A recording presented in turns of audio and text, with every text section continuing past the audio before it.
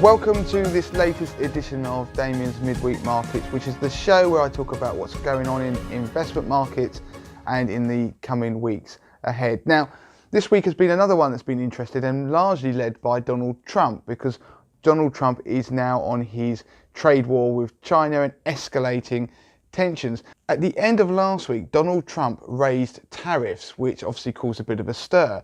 But the real question was, what would the Chinese do? And initially, China didn't do anything. But the worrisome thing is, China started to change their tone in their national press, and they started taking a much more nationalistic approach and calling for people to wage a people's war in the trade war with the US, essentially getting the population ready for some tough times if the trade war escalates. Now, that was a very different stance, and therefore makes it seem like the things are going to escalate. What that meant is for markets, well, they started to become a little bit more nervous. Eventually, China did retaliate by applying some tariffs themselves, and that has meant that the market pulled back even more. So where are we at the moment? On the S&P 500, if you recall, we dropped down towards that 50-day moving average, which as we talk is around about 2860, 2868. And we eventually broke down through that. And as I produce this podcast, we are still below that, although trying to push up again towards that 50-day moving average and through it. So we are still got a lot of negativity.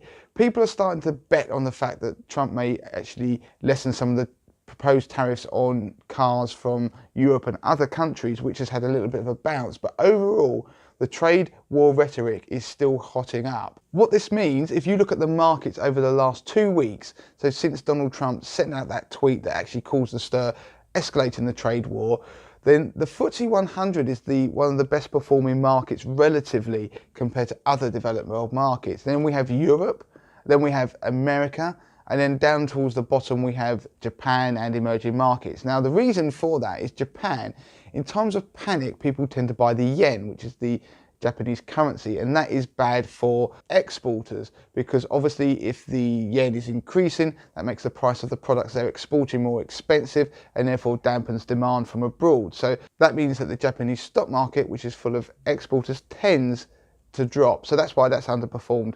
Of course, with all the trade war rhetoric, emerging markets have underperformed. The reason why the FTSE 100 has actually performed relatively well is because Theresa May and Brexit has started to reappear on our screens. And now what we've had is the talk about Theresa May talking about bringing her withdrawal agreement from the EU back to be voted on again.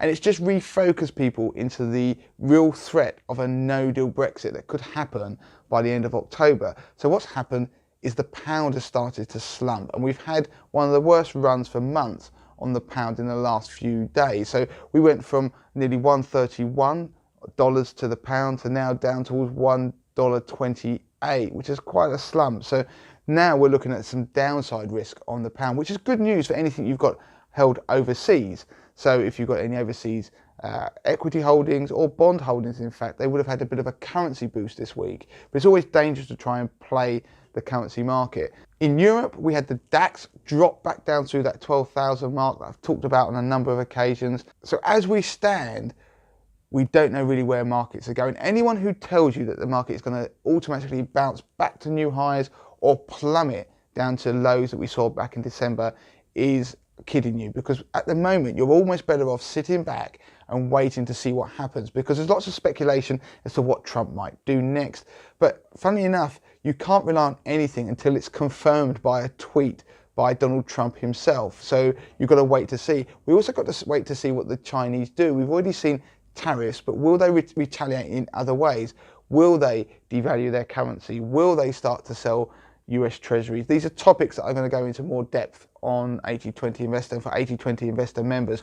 On that note, my own 50k portfolio has done relatively well in the last 2 weeks because I was defensively positioned. And one of the things my portfolio actually has been holding are equity income funds.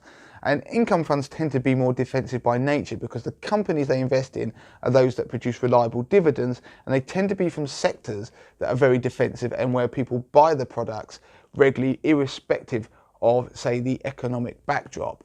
So they have held up relatively well in this weakened period for equity markets, and that includes in emerging markets as well. Bond markets, of course, have rallied, the treasury yields have dropped, and also gilt yields have dropped. So we've gone from sort of 120 on the 10-year down to 110. It's a big drop in less than 2 weeks. Anybody out there holding bonds has done well. Again, there's been a currency kicker for global bonds in your portfolio. But the main message this week is to keep an eye on what Donald Trump is doing, what China is saying, and almost sit back from the markets because we don't know where we're going next. And of course, keep an eye on what's going on with Brexit. In periods like this, when you have uncertainty, it pays to stick to a process rather than follow the headlines. And last week, I also mentioned another risk, which was the IPO. So we had Uber. I mentioned Uber, and the Uber IPO happened last Friday, and it was a bit of a disaster. It fell 7% one day, and by Monday it had fallen a further 7%. So a taxi company pretty much crashed the stock market, which there is a pun in there somewhere. So the IPOs have passed, which may be a risk that's taken off the table, but it has certainly put downward pressure on the market and made some people look at the risks they're taking in their portfolios and maybe dampen a little bit of the enthusiasm that was out there in the stock markets. And of course, the trade war has added to all that. So that is it for this week. Until next time, do send in your questions to Damien at moneytothemasses.com. You can get me at Twitter, which is moneytothemasses with the number 2.